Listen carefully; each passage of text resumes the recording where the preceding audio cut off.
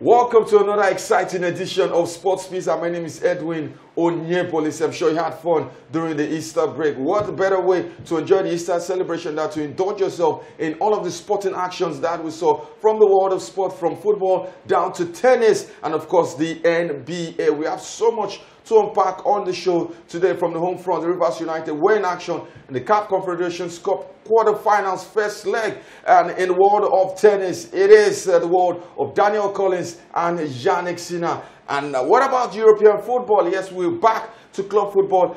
We saw a lot of interesting games across the weekend that spilled into the week. So today we'll be focusing on the Premier League. Also, we'll talk about Max Allegri and how he's been desperately trying to find solution to Juventus. My name once again is Edwin Onyepolis alongside David in the building. We'll be back right after this break.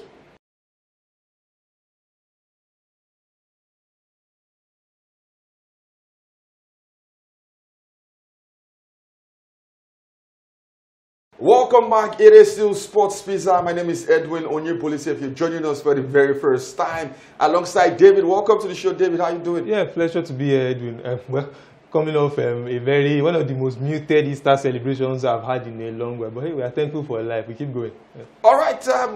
While it was muted on your side, it was a fun-filled weekend from the sporting world. Yeah, okay. I will start from the home side, where Rivers United were in action against USM Algiers. Yeah. We did say the last time out that they needed a healthy lead going into the second leg. Not a healthy lead, but a win for Rivers United. Well, we've seen this script so many times, and that's the fear that I have at this point in time for Rivers United.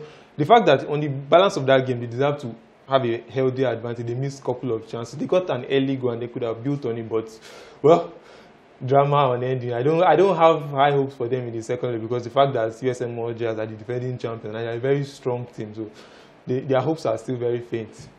Do you think that away from home, Rivers United, with how solid they were defensively, do you think they can take that mentality to Algeria? I know it's a daunting task. I know it is like facing hell. Yeah.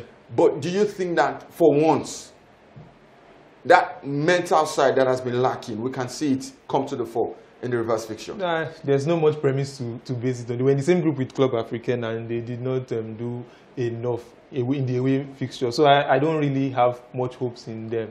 Fine, they might find themselves in a position where they might want to give it a. Stanley Guma has been there for a while. I think he has enough experience to call upon. But let's see what they will deliver over the second leg. For Nigerian club sides, we know that the last decade or so, we have done absolutely nothing on the continent. How can we change this narrative? How can we change this story? How can we turn the tide away from our side and in our favor? So I think the fact that we have to look at what the other nations are doing, and they are doing very well. I think we call our league a professional league, but there are a lot of things we know are not professional about our league. The fact that Rivers United had a fixture last weekend, and then they took 2 weeks break in the league. They didn't play for 2 consecutive weekends. I don't think that's good enough preparation for a fixture. So I think also infrastructurally we have not gotten it well. I think the fact that they can't still play on their own home turf, they have to play in Uyo, the nest of champions. So I think a lot of things we need to do. The player quality is there, but infrastructurally and administratively we've not gotten it right. Those are the areas we need to get well.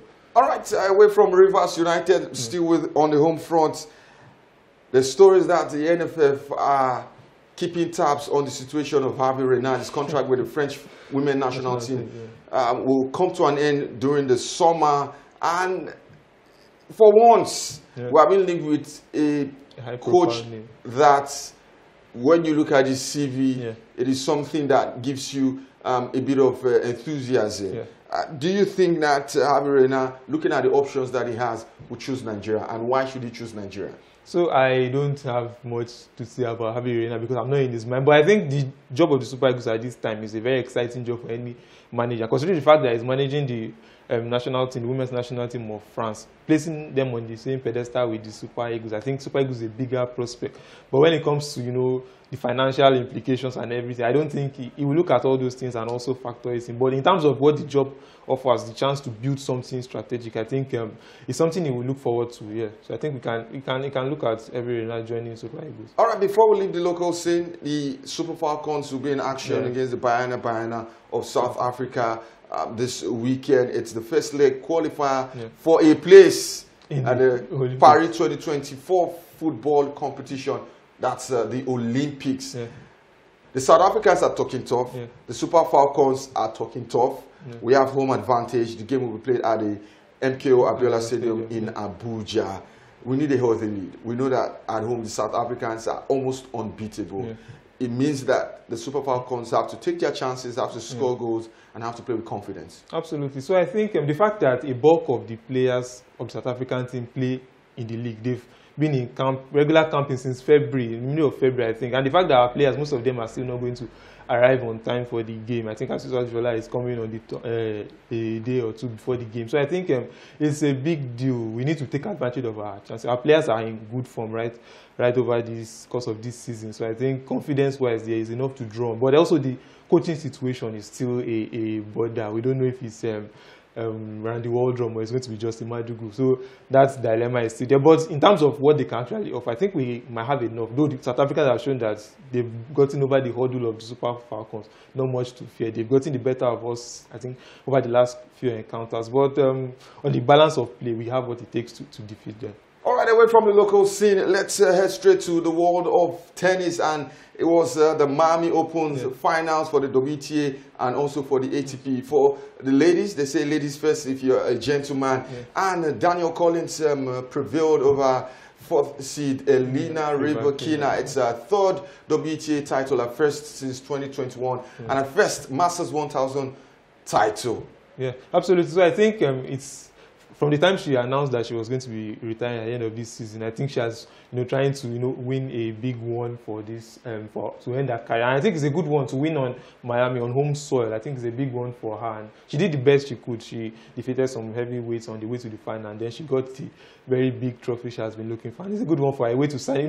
They say in sports, you don't usually get the fairy tale ending in one, but I think she got one for herself, and it's a good one for her to. And to the ATP side, Yannick Sinner defeated Grigor Dimitrov in straight sets. It was a performance we expected from the former world number 3, who will be jumping into the world number 2 position, usurping Carlos Alcaraz. It was his third title this year, 2024, after the Australian Open and the Rotterdam title. He's in blistering form. Before we get to Novak Djokovic, I think this is the year where we finally have someone who will step up and not just challenge Novak Djokovic, but also challenge and lay the gauntlet for the rest of the field. Absolutely. So I think he has been doing a lot of work in the background with his coaching team, and I think now the chickens are coming to roost and everything is, falling into place. He's been the man of the year 2024, and I think he has enough in his house now to see it through to the end of the year. I think Carlos Alcaraz really has a lot to do to step up, because Yannick Sinner has shown that at this point in time now he's ready to to light up the big stage, and I think there's enough for him to offer throughout the course of this season. Yes, sir, we're excited and looking forward to the plenty goodies tennis will serve us in 2024. Let's go on a short break. When we come back, we'll switch focus to football, and this time it is the home of football, England.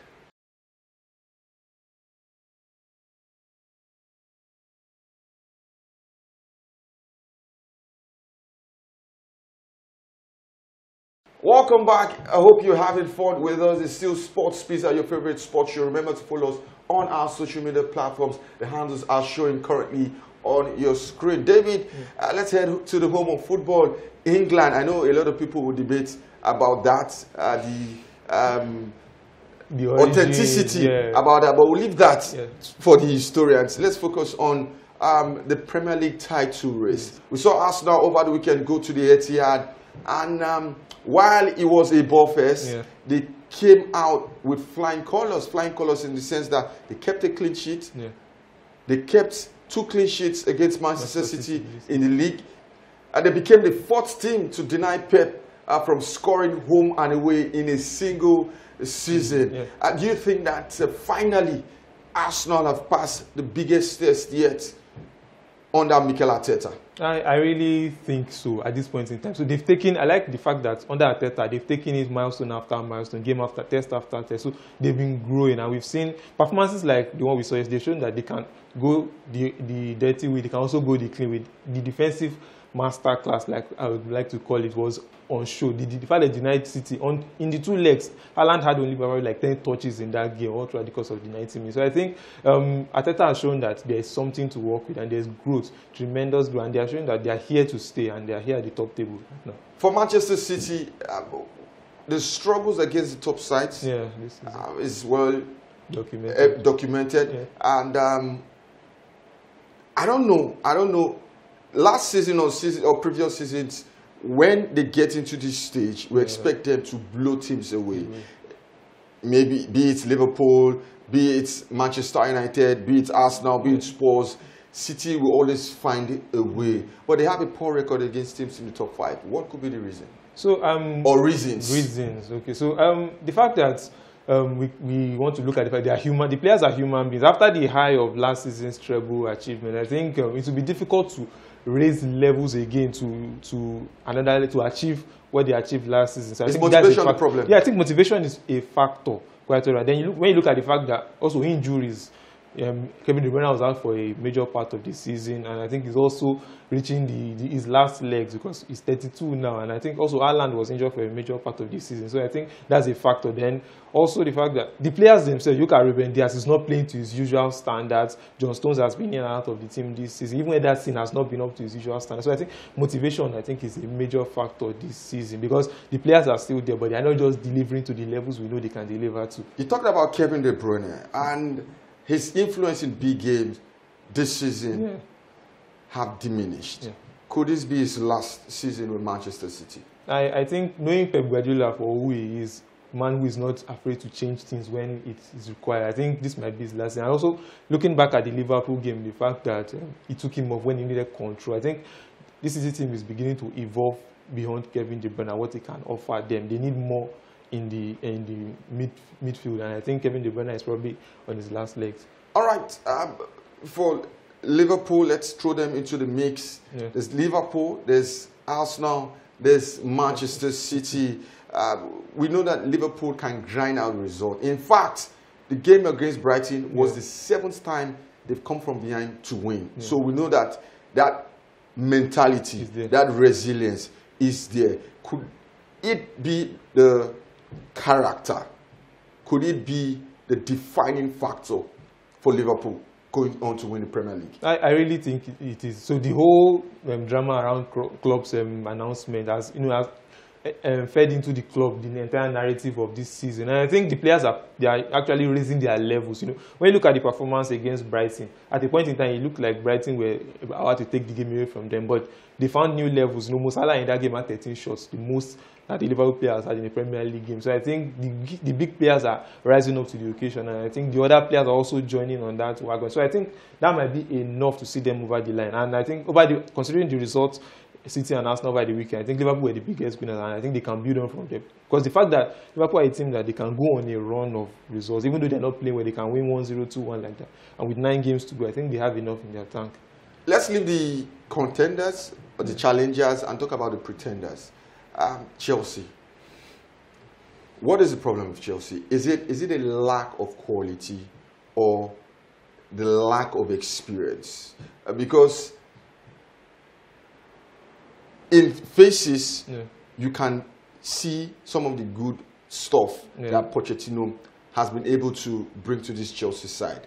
But overall, the performance of this side, it reeks of a lack of experience on one hand and a lack of quality on the other hand. But when you put both on a scale, which is more weightier? Is it lack of experience or a lack of quality? So I think it's a lack of experience more than a lack of quality, because when you look at where Chelsea are on the table, they are 11th on the table. They don't have the 11th worst squad in the Premier League, so I don't think so.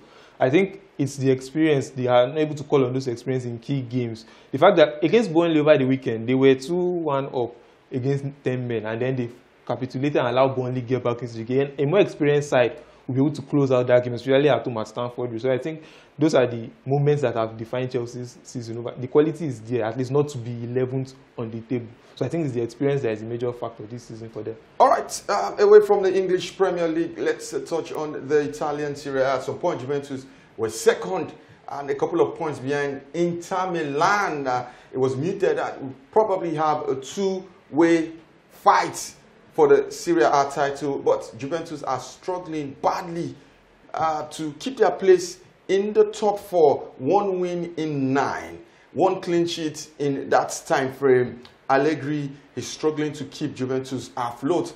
Behind them, you have Bologna and AS Roma, who have found a resurgence in form under the new manager, Daniel De Rossi. Yeah.